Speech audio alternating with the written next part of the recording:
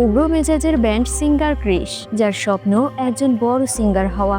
তার জীবনে হঠাৎ করে শান্ত আর মিষ্টি স্বভাবের মেয়ে বানির এন্ট্রি হয়। পরিচয় থেকে বন্ধুত্ব, বন্ধুত্ব থেকে প্রেম, কিন্তু টুইস্ট আসে তখন যখন মেয়েটি আর ক্রিসকে সহ্য করতে পারে না। মেয়েটির জন্য ক্রিসের জীবনে যেন দুর্বিষয় নেমে আসে। কেন এমন করছে মেয়েটি? এর পেছনের রহস্যই বা কি? প্রেম, প্রতারণা, অসাধারণ ট্রাজেডিক মোড়, এ যেন আশিকি মুভির একটা অংশ। মুভির নাম সাইয়ারা। এটি শুধুমাত্র একটা প্রেমের গল্প নয়, এটা একটা অনুভব, একটা আবেগ যেটা আপনার হৃদয় ছুঁয়ে যাবে। সো ভিউয়ার্স, জলদি জলদি সাবস্ক্রাইব করে নিন। তো চলুন বেশি কথা না বাড়িয়ে শুরু করা যাক আজকের মুভির এক্সপ্লেনেশন। ম্যারেজ রেজিস্টার অফিসে একটি পরিবার তাদের মেয়ে জামাই আর তার পরিবার আসার অপেক্ষা করছে। তাদের মেয়ের নাম বানি। বানি অফিস কক্ষের মধ্যে ঢুকে একটি চেয়ারে বসে পড়ে। খুব মিষ্টি করে সেজেছে আজ বানি, কারণ আজ তার বিয়ে হতে চলেছে। সামনে নবদম্পতিদের দেখছে বানি। আর কিছুক্ষণ পর বানির বিয়ে। বানি তার ব্যাগ থেকে একটা ডায়েরি বের করে, যেখানে তার ভালোবাসার মানুষের ছবি রয়েছে। যে ছবিগুলো দেখে সেই স্পেশাল দিনগুলোর কথা মনে করে। ডায়েরির পাতা উল্টিয়ে তাদের পুরনো মুহূর্তগুলো দেখছিল। হঠাৎ করে রানী একটা সুন্দর ছন্দ লেখে। বাইরে রানীর হবু শ্বশুর শাশুড়ি চলে এসেছে। এ সময় বাণীর ফোনে তার হবু হাজবেন্ড মহেশ ফোন করে। বাণী ফোনটা রিসিভ করে বলে, মহেশ, তুমি কোথায় আছো? রেজিস্ট্রেশনের তো সময় হয়ে গিয়েছে। আঙ্কেল আন্টিও চলে আসলো। মহেশ রাগী কণ্ঠে বলে, আমার কথা মনোযোগ দিয়ে শোনো। আমি এখন এয়ারপোর্টে আছি, ফ্রান্সে যাব, কারণ আমার প্রমোশন হয়েছে। আসলে সবকিছু এত দ্রুত হয়ে গেল, তাই বলার সময় হয়ে ওঠেনি। এই কথা শুনে বাণী খুব খুশি হয়। বাণী বলে, তুমি প্রথমেই বলে দিতে। আচ্ছা, আমরা এক কাজ করি, আমি কথা বলে বিয়ের ডেট চেঞ্জ করে ফেলি। তুমি ফিরছো কবে? তুমি ফেরার পর আমরা বিয়ে করব। মহেশ বলে, বাণী, আসলে এই বিয়েটা আমি করতে পারবো না। আমি অন্য কাউকে ভালোবাসি। আমি অনেকবার কথা বলতে চেয়েছি, কিন্তু তোমাকে বলার সুযোগ হয়ে ওঠেনি। বাণী পুরো এক ধাক্কা খায়, চোখ থেকে পানি ঝরছে। হুট করেই জ্ঞানহারা হয়ে পড়ে যায়। 6 মাস পর মানে এখনো সেই দুঃস্বপ্ন কাটিয়ে উঠতে পারেনি। মনমরা হয়ে প্রায় সময় বসে থাকে।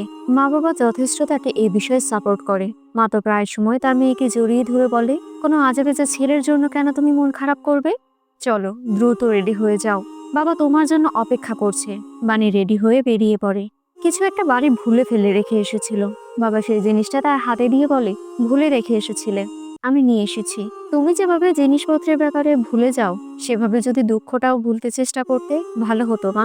ভুলে যাও ওসব পুরনো কথা। বাইরে একটা ছেলে বাইক চালানোর সময় ধূমপান করছে। দূর থেকে এই বিষয়টা বানি লক্ষ্য করে।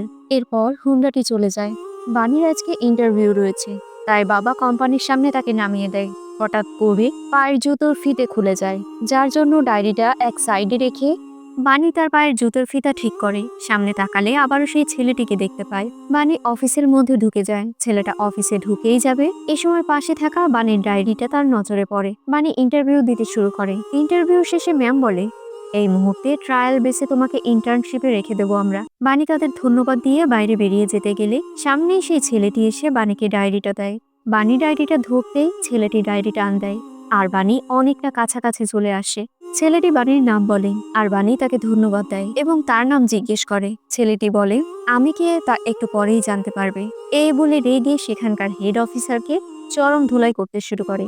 ছেলেটি বলে, আমার ব্যান্ডে আমি লিড সিঙ্গার ছিলাম, কিন্তু রিভিউ করার বেলায় তোমরা আমার ব্যান্ডের নর্মাল একজন ক্যারেক্টারকে নিয়ে রিভিউ করলে, আর বাকি ব্যান্ড মেম্বাররা কি দোষ করলো? কেন করলে এসব? কারণ তারা বড়লোক পরিবার থেকে বিলং করে। তোমাদের ভালো রিভিউ দিতে কি তারা ঘুষ দিয়েছে? আমি ক্রিশ কাপুর, আজকের পরে আশা করি আমার নামটা মনে থাকবে। এই বলে ক্রিশ বেরিয়ে যেতে গেলে একটু থেমে মানিকে বলে, তোমাকে খুব ভালো লেগেছে। এই বলে ক্রিশ চলে যায়। রাত হয়ে যায়। আজ রাতে তাদের একটা শো ছিল। সকলের নির্দিষ্ট স্থানে চলে আসে। বাইরে থাকা তাদের ব্যান্ড দলের একটা ছবিতে ওই যে ছেলেটার নামে মিথ্যে রিভিউ দিয়েছিল, তার চেহারায় ক্রিশ কালো রং ঘেরে দেয়। আর এক কথায় দু কথায় সেই ছেলেটির সাথে ক্রিশের ঝগড়া লেগে যায়। আসলে ক্রিশ প্রচুর মাথা গরম স্বভাবের ছেলে। ক্রিশের এমন ব্যবহারে তাদের ব্যান্ড দলের সকলেই চলে যায় সেই স্থান থেকে। থেকে যায় শুধু ক্রিশের সবচেয়ে কাছের বন্ধু গিদি। কিন্তু একা কি করে ক্রিশ একটা শো হ্যান্ডেল করবে? ক্রিশ মনে সাহস নিয়ে একাই মিউজিক চালিয়ে দিয়ে গিটার বাজিয়ে অসম্ভব সুন্দরভাবে গান গাইতে শুরু করে, যার গান শুনে আশেপাশের সকলে মুগ্ধ হয়ে যায়। এই শো টিভিতে লাইভ দেখানো হচ্ছিল, আর বানি লাইভ শোতে ক্রিশের গাওয়া গান শুনছিল। ঝুম বৃষ্টি শুরু হয়। ক্রিশ বৃষ্টিতে ভিজে গানের মধ্যে আরো মাধুরী মিশিয়ে ভক্তদের উদ্দেশ্যে গান গাইতে থাকে। আর এদিকে বানি এতদিন পর গান লেখার আগ্রহ ফিরে পায়। একদিকে গান শুনছে তো অন্যদিকে গানের কলি লিখছে। অনেকদিন পর বানি বৃষ্টিতে ভিজে তার মনের কষ্টকে যেন ধুয়ে ফেলেছে। শো শেষ হয়ে গেলে তারা একটি বারে আসে। গিবি ক্রিসকে বলে, শোন, যা হয়েছে হয়েছে, চল আমরা আবার একসাথে কাজ করি, না হলে তো আমরা নিজেদের অস্তিত্ব টিকিয়ে রাখতে পারবো না। তবে ক্রিস রাগ দেখিয়ে ওয়াশরুমে ঢুকে পড়ে। ওয়াশরুমের ভেতর থেকে আওয়াজ আসতে শুরু করে। গিবি ভয় পেয়ে যায়, তাই দরজার সামনে গিয়ে বলে, কে রে, তুই কি পড়ে গিয়েছিস নাকি? আমার আওয়াজ আসছে কেন? নাকি রাগের বশে তুই নিজের ক্ষতি করছিস? এই বলে ওয়াশরুমের দরজা ধাক্কাতে শুরু করে। তখন একটি মেয়ে দরজা খুলে বেরিয়ে যায়, পেছনেই ক্রিস।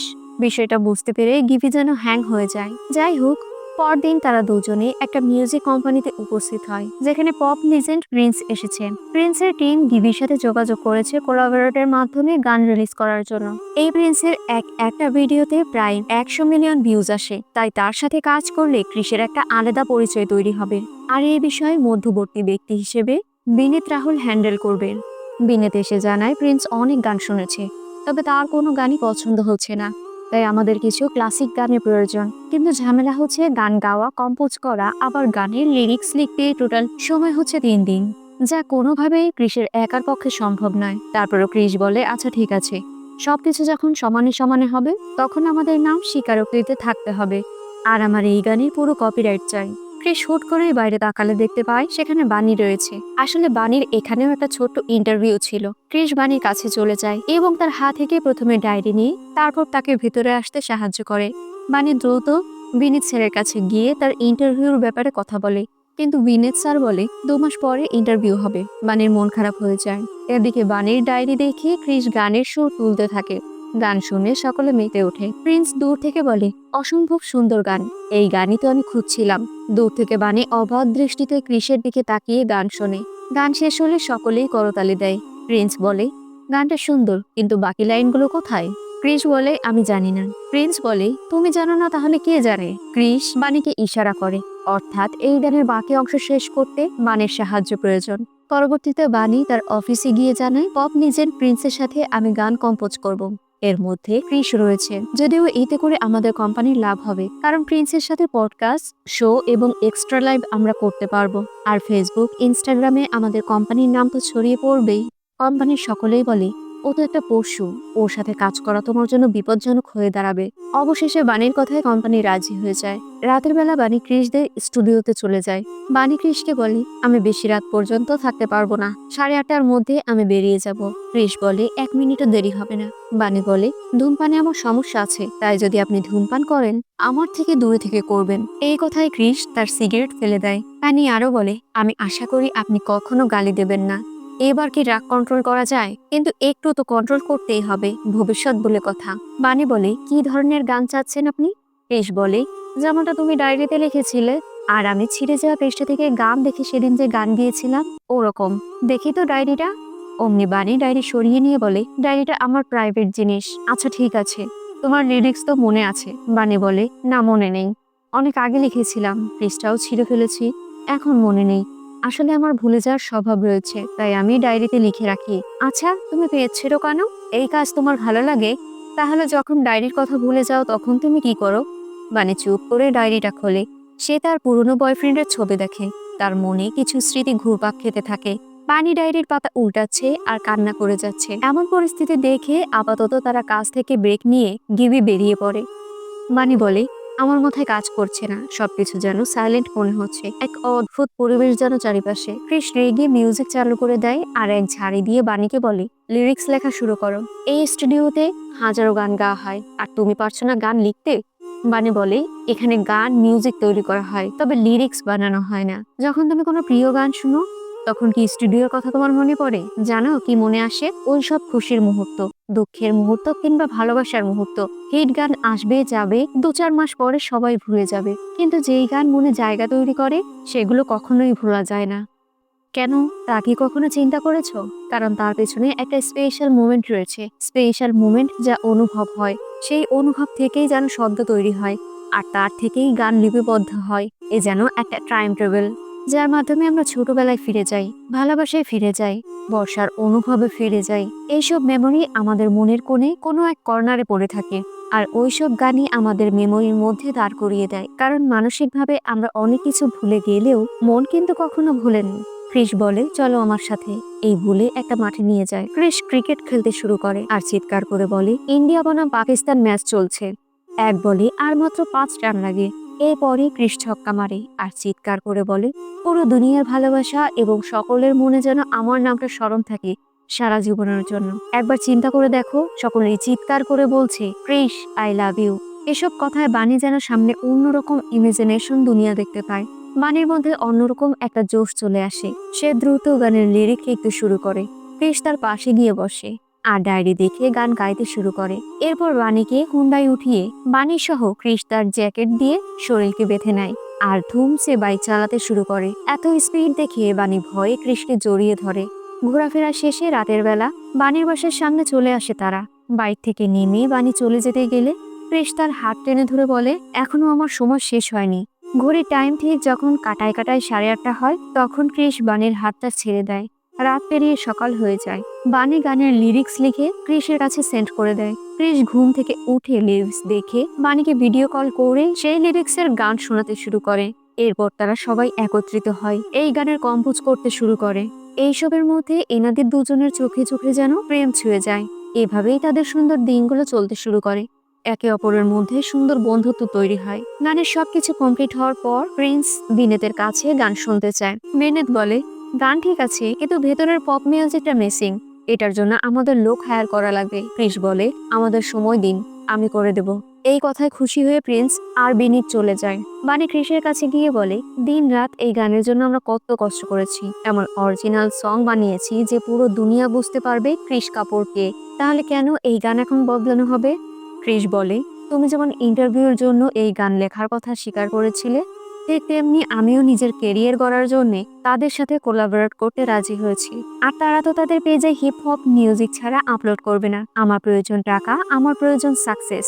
এসব কথায় বানি রেগে বাইরে বেরিয়ে আসতে গেলে সেই মুহূর্তে পুলিশ ক্রিসকে ডেকে বাইরে নিয়ে আসে। ক্রিসের বাবা মদ খেয়ে মাতাল অবস্থায় রাস্তায় ঘোরাঘুরি করে, যার জন্য পুলিশ তাকে ধরে এনেছে। এরকম কয়েকবারই হয়েছে। আসলে ক্রিসের মা মারা যাওয়ার পর থেকে বাবা এরকম হয়ে গিয়েছে। বাবার জন্য ছেলের পুলিশের কাছ থেকে অনেক ধরনের কথা শুনতে হয়, তাই ক্রিস মাথা নিচু করে থাকে। গিবি ক্রিসের বাবাকে বাড়ি দিয়ে আসার কথা বলে, তবে মাতাল বাবা কারো কথা না শুনে একাই বাড়ি রওনা করতে চায়। এসব দেখে ক্রিস রেগে যায়। রাগের বশে বাবাকে ধাক্কা মেরে রাস্তায় ফেলে দেয়। পকেট থেকে টাকা বের করে বাবার মুখে ছুঁড়ে ফেলে বলে, তোমার টাকা চাই তো, এই নাও, এগুলো দিয়ে মদ খাও, তারপর দরকার হয় মরে যাও, তাতে কারো কিচ্ছু যাবে আসবে না। এই বলে রেগে ক্রিস চলে যায়। রাতের বেলা ক্রিসের কাছে বানি আসে। আসলে ক্রিসের কষ্টটা বানি বুঝতে পেরেছিল। ক্রিস একভাবে ক্রিকেট খেলে যাচ্ছে। বানি বলে, আমি র্যাপ লিখেছি, আমি নিজেই বুঝতে পারিনি আমি র্যাপ লিখতে পারবো।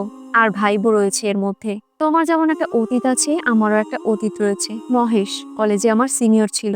আমাদের দুজনের বিয়ের কথা ঠিক হয়েছিল, কিন্তু মহেশ হুট করে ঈশিতাকে ভালোবেসে ফেলে। এরপর তারা দুজনে বিয়ে করে নেয়। ও আমাকে ভুলে গিয়েছে, কিন্তু আমি ওকে ভুলতে পারিনি, যার জন্য ও আমার কাছ থেকে আমার সব থেকে বড় শক্তি অর্থাৎ লেখার শক্তি কেড়ে নিয়েছে। কিন্তু এরপরেও তুমি আমার জীবনে এসে তোমার সাথে মেলার পর আবারও আমার লেখার আগ্রহ বাড়িয়ে দিয়েছো। আবারও ধীরে ধীরে আমার কষ্টগুলো কমতে শুরু করলো। তোমার মাধ্যমে আমি হাসতে এবং লিখতে শুরু করেছি। সবকিছু ভালোই ভালোই চলছে। শুধুমাত্র তোমার জন্য আমি চাই তুমি আমার মতো সবকিছু ফিল করো। আমিও তো তোমার মতো একবার চেষ্টা করে দেখতে পারি। আমি তোমার আর তোমার আমাকে প্রয়োজন। যদি তুমি না চাও তাহলে আমি চলে যাচ্ছি। ক্রিস বলে, বানি প্লিজ হেল্প মি। পরবর্তীতে বাড়ির লাল পানি খাওয়ার জন্য বাড়ির মালিক ক্রিসের বাবার কাছ থেকে টাকা চায়। এক পর্যায়ে তো রাগারাগি করে মানিব্যাগ নিয়ে গেলে বাবা রেগে যায়। তবে সেই মুহূর্তে ক্রিস এসে তার বাবাকে সামনে নেয়। বাবা মাতাল অবস্থায় তার পরিবারের ছবি দেখছে, অর্থাৎ স্ত্রী হারানোর শোক সামলাতে না পেরে আজ তার এই করুণ দুর্দশা। এরপর ছেলে তার বাবাকে অ্যালকোহল রিহ্যাবিলিটেশনে ভর্তি করিয়ে দেয়, যেখানে প্রতি মাসে 80,000 টাকা করে খরচ হবে। 6 মাসের অ্যাডভান্স করতে হবে, তাহলেই তারা অরিজিনাল সেকশনে শিফট করে দেবে রোগীকে। এত টাকা কোথায় পাবে তারা? এই বিষয়ে বিনীত স্যারকে রিকোয়েস্ট করে। তিনি বলেন, ব্যবস্থা করে দিতে পারি, তবে গানের আইপি এবং কপিরাইট আমারই থাকবে। এই গানে তোমার কোনো নাম থাকবে না, অর্থাৎ এই গানের কোনো ক্রেডিট ক্রিসেরই থাকবে না। ছেলেটি বাধ্য হয়ে কন্ট্রাক্ট পেপারে সাইন করে। এরপর বানিকে বাড়ি পৌঁছে দেয়। বানি বাইক থেকে নেমে এগিয়ে যেতে গেলে ক্রিস বলে, আমার কাছে এখনো কিছু সময় আছে। তুমি গান লিখে ফেলেছো, তোমার জব সেটেল। আমি গান কম্পোজ করে দিয়েছি, আমি টাকা পেয়েছি, আমাদের দেখা এখানেই শেষ। আমার সাথে থেকে নিজের খুশিকে বরবাদ করো না। শুরুর আগেই আমাদের কাহিনী শেষ হয়ে গেল, এখন ঘড়ির কাটার সময়ও শেষ হয়ে যাচ্ছে। এই বলে সে চলে যায়। রাতে গানের শো চলছে। ক্রিস মন খারাপ করে দর্শক হয়ে দেখছে। পেছন থেকে বানি তাকে ডাক দেয়। দুজনেই কাছাকাছি চলে আসে, তবে এত মানুষের ভিড়ে অনেক ক্লোজ হয়ে যায় তারা। আর নিজেদের অনুভূতিকে আটকে রাখতে না পেরে এক পর্যায়ে তারা গভীর সম্পর্কে আবদ্ধ হয়ে যায়। পরদিন বানি বুঝিয়ে শুনিয়ে ক্রিসকে তার টিম মেম্বারদের কাছে নিয়ে যায়।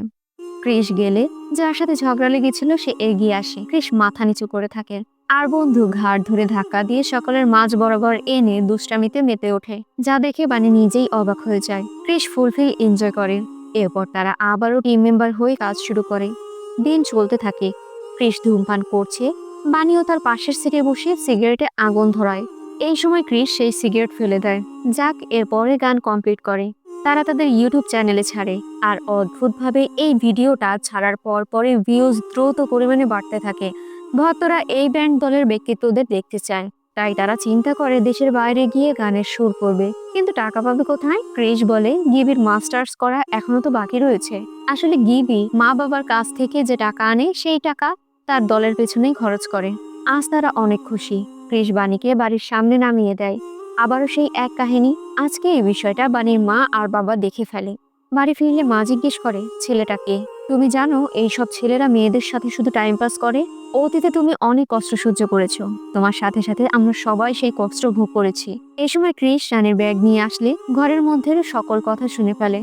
মা একভাবে তার মেয়ের ভালোর জন্য বকবক করে যাচ্ছে, তবে এসব কথা শুনে বানি সেখানেই জ্ঞানহারা হয়ে যায়। এরপর তার সিটি স্ক্যান অথবা এমআরআই করানো হয়। ডক্টর বলে সবকিছু নর্মাল সম্ভবত, কিন্তু এর পরেও আপনারা একজন ভালো নিউরোসার্জন দেখাতে পারেন। দূরে দাঁড়িয়ে রয়েছে ক্রিস। বাবা ক্রিসকে ভেতরে যাওয়ার পারমিশন দেয়, কিন্তু মা বলে, বিয়ে করবে আমার মেয়েকে? ক্রিস চুপ থাকে। মা বলে, দেখো, টাইম পাস হলে আমার মেয়েকে এখনই না বলে দাও। আমার সহজ সরল মেয়েটা অতীতে অনেক কষ্ট পেয়েছে, আমি চাই না ও আবারও কষ্ট পাক। বাবা এসে তার স্ত্রীকে চুপ করতে বলে। ক্রিস বানির কাছে গিয়ে বলে, চলো বিয়ে করে নিই। বানি বলে, কেন? আমি অজ্ঞান হয়ে গিয়েছি সেজন্য? বিয়ের মানে বোঝো তুমি? তুমি তো নিজেই জানো না তুমি আমাকে ভালোবাসো কিনা। আমাদের সম্পর্ক কি তাই তো আমরা জানি না। আম্মু কিছু বলেছে? বিয়ে আজ না হয় কাল হয়ে যাবে, কিন্তু তোমাকে সুপারস্টার হতে হবে। ক্রিস বানিকে জড়িয়ে ধরে, তার কপালে একটা চুমু দেয়। এরপর তারা বাড়ির উদ্দেশ্যে রওনা করে। বন্ধুরা সকলেই একটা প্রোগ্রামের উদ্দেশ্যে গাড়ি করে নির্দিষ্ট স্থানে যাচ্ছিল, তবে হুট করেই সাধারণ জনগণ তাদেরকে ঘিরে ধরে। এত মানুষ যে গাড়ি সরানোর কোনো স্পেস পাচ্ছে না তারা। তাই ক্রিস ছাদে উঠে বিষয়টা দেখতে যায়, তবে কিছুই বুঝে উঠতে পারছে না। গিবি বলে, আমাদের গান ভাইরাল হয়ে গিয়েছে, বহু মানুষ রিল বানাচ্ছে, ইউটিউবে ট্রেন্ডিং এ 4 নম্বরে চলছে, তুই তো ফেমাস হয়ে গেলি। এখানে যত মানুষ আছে সব তোর ভক্ত। ক্রিস চুপ করে আছে, তার চোখ ভরা পানি। হঠাৎ খেয়াল করলে দেখতে পায় পাশে বানি স্যার তাকে দেখছে। কপালে ভালো কিছু থাকলে কোনো না কোনো ভাবে অবশ্যই তা ফিরে আসে। এইদিকে বানি ডক্টর দেখাতে এসেছে। ডক্টর নানা পরীক্ষা নিরীক্ষার পর বানিকে বলে, দিন দিন তোমার স্মৃতিশক্তি কমে যাচ্ছে। নর্মালি এই সমস্যাগুলো মৃদু বয়সে ধরা পড়ে, কিন্তু তোমার এই বয়সেই শুরু হয়েছে। এর নাম অ্যালজাইমার ডিসঅর্ডার। তুমি ধীরে ধীরে সবকিছু ভুলতে শুরু করবে। এই বিষয়টা তুমি সবাইকে জানাবে, কারণ এই রোগের সাথে তুমি একা পেরে উঠবে না। কেননা ছোটখাটো জিনিস তো তুমি এখনো ভুলে যাচ্ছ। ধীরে ধীরে মস্তিষ্ক থেকে ভালো কিছু স্মৃতিও তোমার উঠে যাবে। এমন এক সময় আসবে তুমি তোমার কাছের মানুষদের চিনতে পারবে না। এমন হতে পারে তুমি মাঝে মাঝে হিংস্র ব্যবহার করবে। এসব কথা ভাবতে ভাবতে বানি বাড়ির উদ্দেশ্যে রওনা করে। এই সময় ক্রিস পেছন থেকে ডাক দেয়। বানিকে ডাক দিয়ে বলে, আমার ফোন কেন তুলছো না? বানি সবকিছু বলতেই যাবে। ক্রিস ভিডিও দেখিয়ে বলে, এত মানুষ আমার নাম নিচ্ছে। বিনীত স্যারও এসেছিল, যাতে গানের ব্যাপারে আমার সাথে কন্ট্যাক্ট করতে পারে। আমি যা কিছু চেয়েছি সবকিছুই আমার সামনে ছিল, কিন্তু আমি পাইনি, কারণ তখন তুমি আমার সাথে ছিলে না। চলো আমার সাথে। আকাশের তারা দেখিয়ে বলে, আমি ওইখানে যেতে চাই, একা নয়, তোমার সাথে। পুরো পৃথিবীর মুখে আমার নাম শুনতে চাই। আমি তোমাকে ভালোবাসি রানী, সারা জীবনের জন্য। একে অপরকে জড়িয়ে ধরে পরদিন বানি তার অফিসে গেলে ম্যাম মহেশের সাথে তার পরিচয় করিয়ে দেয়। বর্তমানে এই কোম্পানির পার্টনার এবং ইনভেস্টর মহেশ বাবু। বানির কাজের জন্য অফিসের সকলকে নিয়ে পার্টির আয়োজন করে। এদিকে ক্রিস গানের জন্য দিল্লির উদ্দেশ্যে বেরিয়ে পড়ে। রাতে পার্টি শুরু হয়। বানি ভেতরে ঢুকে গেলে গার্ড বানির নাম জিজ্ঞেস করে, কিন্তু বানি তার নামটাও বলতে পারছে না। এই মুহূর্তে মহেশ তাকে দেখে ভেতরে নিয়ে আসে। মহেশের চিন্তা ভাবনা অন্যরকম। মহেশ চিন্তা করছে কোনভাবে বানিকে খারাপভাবে ইউজ করা যায়। বানি যেন তার ঘোরের মধ্যে ঢুকে যায়। বানি বলে, আমরা তো খুব দ্রুত বিয়ে করছি, তুমি তো আমাকে ভালোবাসো না। মহেশ বলে, আমি তোমাকে ভালোবাসি। কিন্তু আমি চাই না তুমি আমার জীবনের সব কিছু শেষ করো। বানি বলে, কেন? আমি অনেক ভালোবাসি তোমাকে। মহেশ বলে, আমি তোমাকে ভালোবাসি। মহেশ বলে, কি হয়েছে তোমার? এমন ভাব করছো যেন তুমি কিছুই জানো না। পার্টির লোকের মধ্যে অতীতের স্মৃতি মাথায় রেখে সিন ক্রিয়েট করে ফেলে। কিছুক্ষণ পরেই তার হুঁশ ফিরে আসে। দ্রুত বের হতে গেলে ঠাস করে নিচে পড়ে যায়। ব্যাগ ভুল করে রেখে চলে যায়। এদিকে ক্রিস তাকে একভাবে কল করেই যাচ্ছে। একজন গার্ড ফোন রিসিভ করে আর সকল ঘটনা খুলে বলে। এসব কথা শুনে ক্রিস প্লেনে না উঠে সব প্ল্যানিং বাদ দিয়ে দ্রুত পার্টির স্থানে চলে আসে আর গার্ডের কাছ থেকে ব্যাগ নিয়ে নেয়। ব্যাগের মধ্যে ডাক্তারের রিপোর্ট দেখতে পায় ক্রিস। এরপর সেই খেলার মাঠে চলে আসে। বানি বলে, সবকিছু জেনে গিয়েছ? ক্রিস বলে, তুমি এতদিন কেন চুপ ছিলে? বানি, দুনিয়াতে অনেক ডাক্তার আছে, আমরা কোনো না কোনো সলিউশন অবশ্যই পেয়ে যাব। বানি কান্না শুরু করে বলে, দুনিয়ার যে ডাক্তারের কাছেই যাই না কেন কোনো লাভ হবে না। আমার ভালো মুহূর্তগুলো মেমোরি থেকে ডিলিট হয়ে যাচ্ছে। তুমি বুঝতে পারছো না কেন? আমি নিজেকে ভুলে যাব, তোমাকেও ভুলে যাব, তোমার ক্যারিয়ার, তোমার লাইফ নষ্ট হয়ে যাবে। ক্রিস বলে, যা খুশি হোক তো, আমার শুধু মনে থাকবে এই সময়টা। এই সময়েই আমি তোমাকে ভালোবেসেছিলাম। তুমি ভুলে যাবে, আমি তোমাকে বানিয়ে নেব, একবার নয় বহুবার। কিন্তু যাই হয়ে যাক না কেন, আমি তোমাকে কখনোই ছাড়বো না। দুজন দুজনকে জড়িয়ে ধরে কান্না করতে শুরু করে। পরদিন ডাক্তারের কাছে চেক আপে গেলে ডক্টর কিছু নিয়ম ফলো করতে বলে। ডক্টর বলে যদি সম্ভব হয় দেশের বাইরে কোথাও ঘুরতে নিয়ে যেতে। মা বলে, আমি না হয় ওকে নিয়ে বেরোবো। বাবা বলে, ছেলের পরীক্ষা আছে, আমি মেয়েকে নিয়ে বেরোবো। মা বলে, কিন্তু তোমার তো অফিস রয়েছে। এই নিয়ে দুজনের মধ্যে তর্ক শুরু হয়। পরদিন দেখা যায় বানি রেডি হয়ে বের হচ্ছে। সামনেই বাইক নিয়ে ক্রিস দাঁড়িয়ে রয়েছে। মা এসে মেয়েকে শেষবারের মতো সম্ভবত পায়েস খাইয়ে দেয়। এরপর নিজ হাতে ক্রিসকেও খাইয়ে দেয়। দুজনেই বেরিয়ে পড়ে আর নিজেদের মতো করে ঘোরাফেরা, মজা মাস্তি, রোমান্টিকতায় সময় কাটাতে থাকে। একদিন বন্ধুরা ভিডিও কল করে ক্রিসকে। সকলে মোটামুটি এখন সুপারস্টার হয়ে গিয়েছে, সামনে বড় একটা শো রয়েছে, তাই ক্রিসকে দ্রুত ফিরে আসতে বলে। ক্রিস বলে, আমার কিছু কাজ রয়েছে, চেষ্টা করিস অন্য কাউকে নিয়ে আপাতত কাজটা চালিয়ে দেয়ার। কথাবার্তা শেষে পেছনে ঘুরে দেখে এই সব কথা বানি শুনে ফেলেছে। তাই বানি ক্রিসকে সেই অনুষ্ঠানে পারফরমেন্স করার জন্য জোর করে। পরদিন তারা দুজনে চলে আসে অনুষ্ঠানে। বানি ক্রিসের বাবাকেও আমন্ত্রণ জানায়। ক্রিস বানিকে ধন্যবাদ জানায়, কারণ এই দিনটার জন্যই অপেক্ষা করছিল। কিন্তু তবুও তার মনে ভয় লাগছে, যদি মানুষ তাকে ঘৃণা করে। বানি বলে, তাতে কিছুই যায় আসে না, কারণ আমি তোমাকে ভালোবাসি। এরপর ভালোবাসা ছড়িয়ে দিয়ে বলে, তুমি কোনো টেনশন করবে না, আমি ঠিক তোমার সামনে দাঁড়ানো থাকবো, আর আমি তোমার নাম ধরে চিৎকার করব। ভাইজান তার হবু স্ত্রীর কাছ থেকে সাহস নিয়ে স্টেজে পারফরমেন্স করতে শুরু করে। বানির সামনে মহেশ চলে এসে বলে, হাই বানি, আমি এই শো স্পন্সর, তুমি কি করছো এখানে? বানির মাইন্ড আবার ঘুরে যায়। বানি বলে, আমি তো তোমার জন্য এসেছি। গান শুরু করার আগ মুহূর্তে ক্রিস দেখে আশেপাশে কোথাও বানি নেই। আর এইদিকে সুযোগ বুঝে মহেশ বানির সাথে খারাপ ব্যবহার করতে শুরু করে, কিন্তু বানি তার সেন্স নেই। তাই চুপ করে বসে বলে, প্লিজ মহেশ, আমাকে ছেড়ে তুমি যেও না। একই কথা পাগলের মতো বারবার বলতে থাকে। মহেশ বুঝতে পারে কিছু একটা সমস্যা রয়েছে। এর মধ্যেই ক্রিস এসে পড়ে। তবে অদ্ভুত ব্যাপার হচ্ছে, ক্রিসকে দেখে বানি আরো দূরে সরে যাচ্ছে। ক্রিস বলে, চলো বানি, বাড়ি ফিরে যাই। মহেশ বলে, ও তোমার সাথে যেতে চায় না। এই নিয়ে তাদের দুজনের মধ্যে মারামারি শুরু হয়। ক্রিস ইচ্ছামতো মহেশকে ধুলাই করে। তবে বানি চাকু নিয়ে এসে ক্রিসকে দেখিয়ে বলে, ওকে ছেড়ে দে, আমি ওকে ভালোবাসি, তুই ওর গায়ে হাত লাগানোর সাহস দেখাস কোথা থেকে? এখান থেকে চলে যা। এক পর্যায়ে বানি ক্রিসের শরীরে ছুরি ঢুকিয়ে দেয়। ক্রিস চুপ করে তাকিয়ে থাকে। মহেশ ভয়ে পালিয়ে যায়। বানি মহেশের পেছনে দৌড়াতে গেলে ক্রিস তাকে আটকে ধরে। বাচ্চাদের মতো চিৎকার করতে শুরু করে। ক্রিস জড়িয়ে ধরে বানিকে শান্ত করতে চেষ্টা করে। বাড়ি ফিরে আসে তারা। আজকের ঘটনার জন্য ঝামেলা হচ্ছে।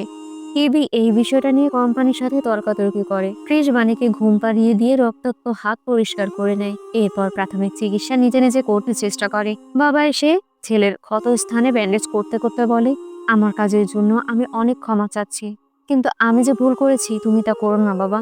ভালোবাসার জন্য রাগের বশে নিজের জীবন শেষ করো না। এই বলে বাবা চলে যায়। ক্রিস পিয়ানোর কাছে গিয়ে রাগ ভর পিয়ানো বাজাতে শুরু করে। সকাল হয়ে যায়। বানি এসে বলে, ক্রিস, আজকেই তো শো হওয়ার কথা তাই না? আমাকে একটা মিনিট দাও, আমি রেডি হয়ে আমরা একসাথে বেরোই।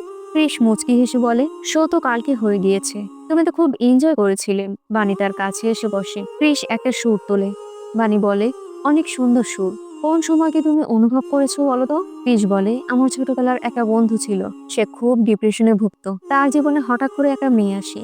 ধীরে ধীরে যেন বন্ধু ডিপ্রেশনে শেষ হয়ে যায়। কিন্তু হঠাৎ একদিন জানতে পারে তার গার্লফ্রেন্ড তাকে ছেড়ে অনেক দূরে চলে যাচ্ছে, যেখানে যাওয়া কোনোভাবেই আমার বন্ধুর পক্ষে সম্ভব নয়। বানি বলে, আমি তোমার বন্ধুর জন্য একটা গান লিখে দিচ্ছি, তুমি সুর তোলো। তোমার বন্ধুকে বলবে এই গানটা তার গার্লফ্রেন্ডের জন্য। দেখবে এই গান যখন বন্ধুর গার্লফ্রেন্ডের মন ছুঁয়ে যাবে তখন মেয়েটি আর দূরে থাকতে পারবে না, সে অবশ্যই ফিরে আসবে। ক্রিস বলে, বিনীত স্যারের সাথে দেখা করতে হবে আমার। এই বলে চলে যেতে গেলে বানি তার হাত টেনে ধরে বলে, এখনো কিছু সময় আছে আমার হাতে। এই সময় এখন, কালকে, পরশু, সারা জীবনের জন্য। আমি তোমাকে ভালোবাসি মহেশ। নামটা শুনে শত কষ্ট বুকে চাপা রেখে ক্রিস ভালোবাসার মানুষটির কপালে আলতো করে একটা চুমু দেয়। এরপর ক্রিস বেরিয়ে পড়ে, বন্ধুদের সাথে দেখা করে বলে, তোদের এই ট্যুর কমপ্লিট করা দরকার। আমাকে বাদ রেখে তোরা চলে যা। আমি তোদের অনেক কষ্ট দিয়েছি, দুঃখিত। আমি চলে যাচ্ছি। গিবি রেগে বলে, বাণীকে দেখার দায়িত্ব তোর নয়, তার বাবা মায়ের। এসব বাদ দিয়ে তোর স্বপ্ন পূরণের উদ্দেশ্যে চল আমাদের সাথে।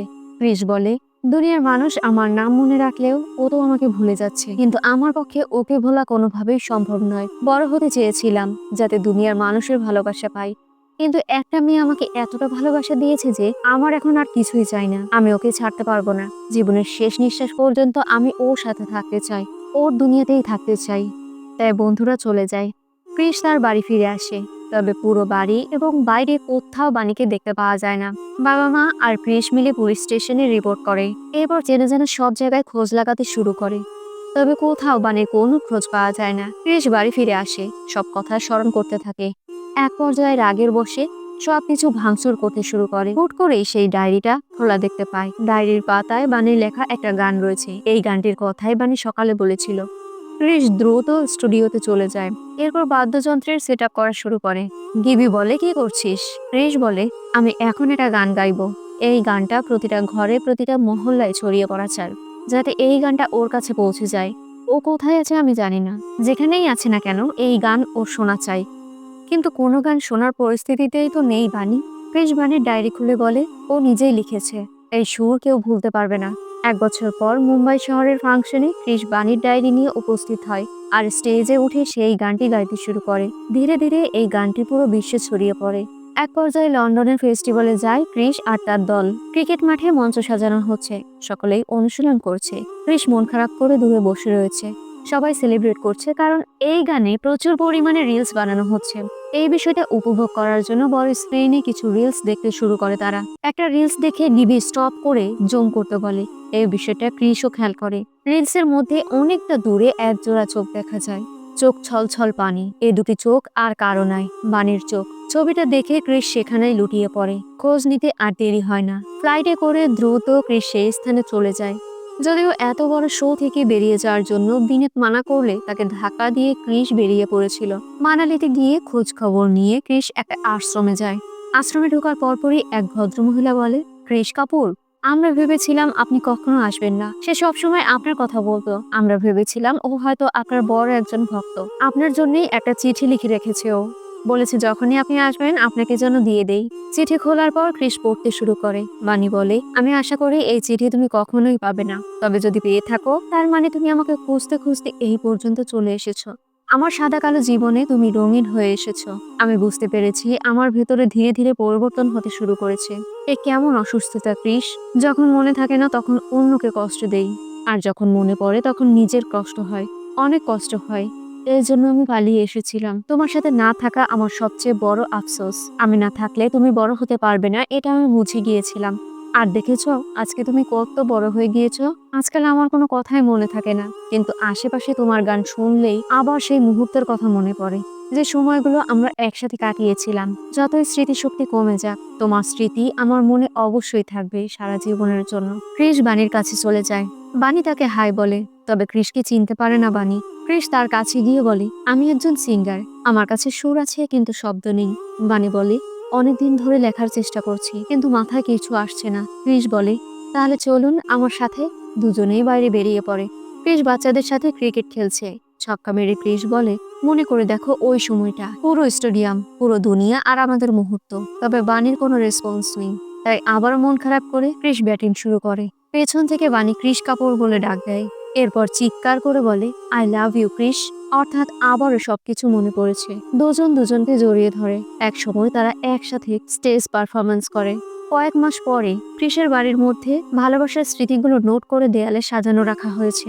বারান্দায় বসে বানি তার ডায়েরি খুলে তাদের বিয়ের ছবি দেখে পুরনো স্মৃতি মনে করতে থাকে। এরই মধ্যে আমাদের আজকের কাহিনী শেষ হয়ে যায়। সো ভিউয়ার্স, ভিডিওটি কেমন লাগলো? ভালো লাগলে লাইক, কমেন্ট, শেয়ার এবং সাবস্ক্রাইব করবেন। আর এতক্ষণ আমার সাথে থাকার জন্য অসংখ্য ধন্যবাদ।